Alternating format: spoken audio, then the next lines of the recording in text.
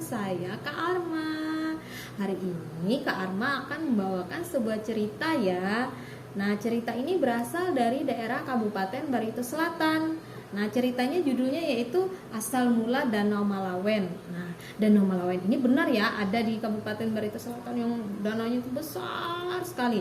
Nah, yang mau ceritanya boleh dong acungkan jempolnya 3 kali ya, bilang oke, oke, oke, oke, oke, oke, iya mantap.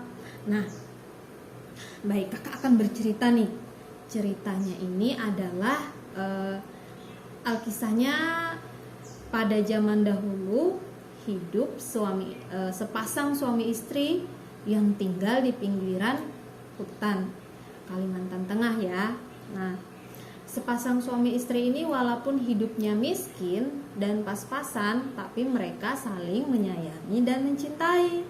Nah, karena hidup rumah tangganya sudah lama, tetapi mereka belum dikaruniai sepasang atau seorang anak.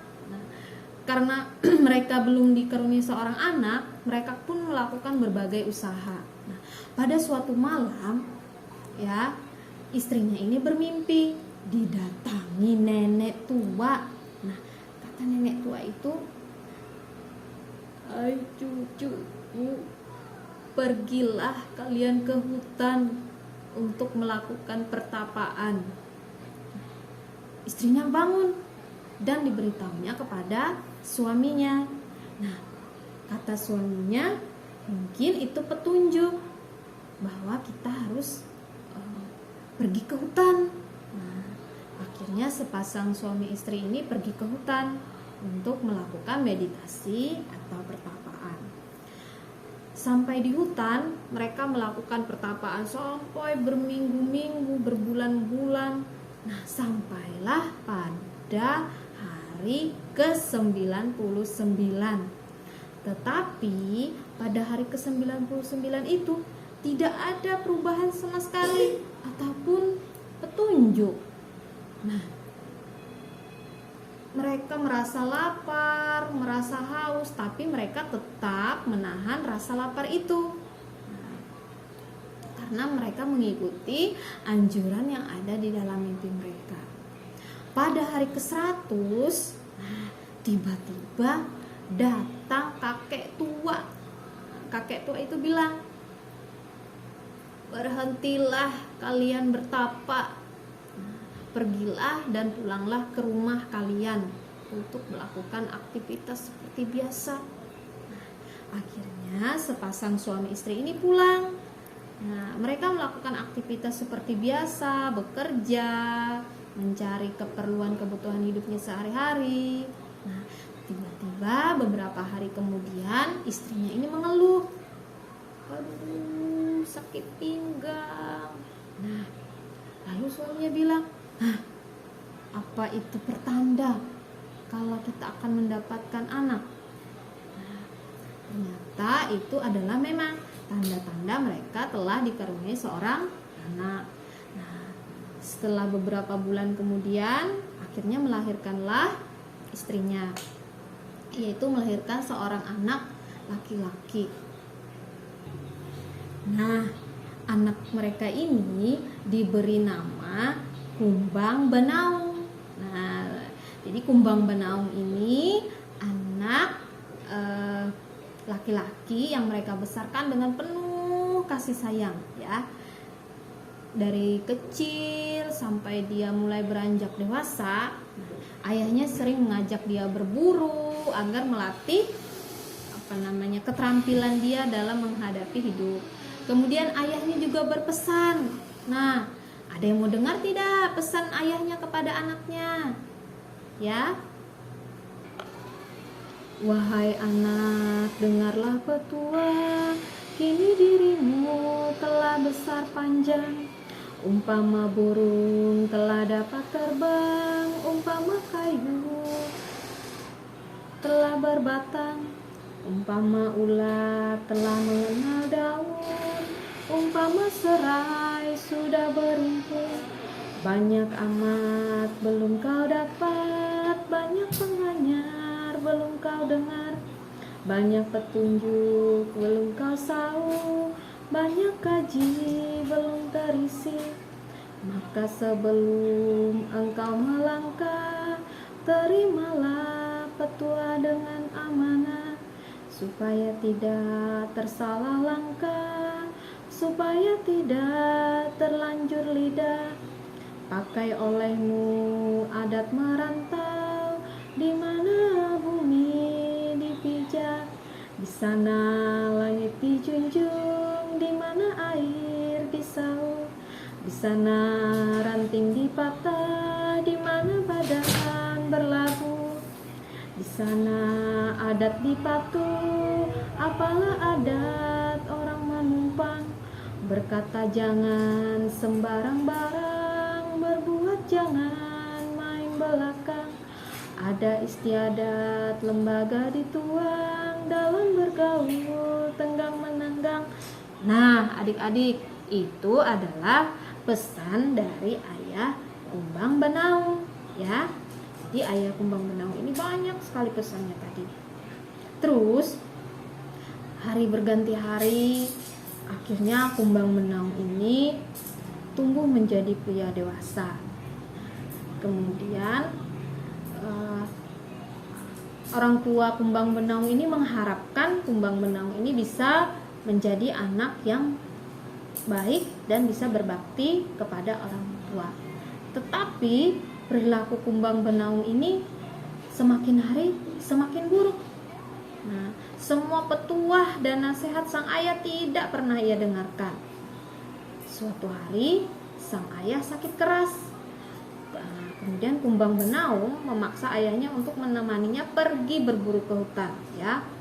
Nah, tetapi ayahnya tidak bisa karena ayahnya sakit. Nah, akhirnya Kumbang Benaung diberi oleh ayahnya yaitu piring. Nah, piring Malawen ya namanya. Nah, kemudian kata ayahnya, berangkatlah sendiri nak. Nah, ini ada piring Malawen. Ini merupakan piring pusaka yang bisa kamu gunakan untuk keperluan kamu saat kamu pergi berburu. Nah, sambil memberikan piring Malawen kepada Kumbang Benaung ya. Nah, Kumbang Benaung akhirnya mengambil piring yang diberikan ayahnya dan menyelipkannya di pinggang ya, sebagai benda pusaka. Nah, setelah dia selipkan di pinggang, kemudian dia berangkat ke hutan seorang diri. Ternyata setelah sampai di hutan, dia tersesat karena dia sudah melakukan perjalanan yang sangat jauh dan masuk lagi ke dalam hutan.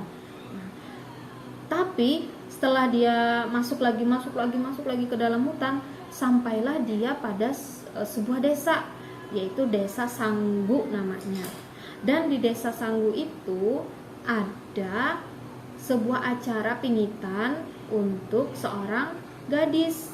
Nah, pada acara itu Kumbang Benaung melihat acara itu dengan seksama, dengan teliti. Nah, akhirnya dia memperhatikan salah satu seorang gadis. Ternyata gadis itu adalah anak dari kepala desa itu. Nah, kepala desa Sanggu itu tadi ya. Nah, setelah melihat itu, akhirnya dia pulang. Nah, sampai di rumah, dia tidak bercerita untuk orang tuanya kalau dia sudah pergi ke hutan dan menemukan desa Sanggu tadi. Keesokan harinya, dia pergi lagi. Nah, akhirnya dia ikut lagi acara orang tadi. Nah, orang tidak tahu kalau dia itu berasal dari daerah lain. Nah, setelah itu dia menemui gadis yang dia sukai tadi. Nah, tetapi dia tidak memberitahu orang tuanya. Nah, terus menerus dia menemui gadis itu dan ternyata gadis itu juga sama. Dia tidak memberitahu orang tuanya kalau dia juga menemui Kumbang Benaung. Nah, akhirnya apa yang terjadi?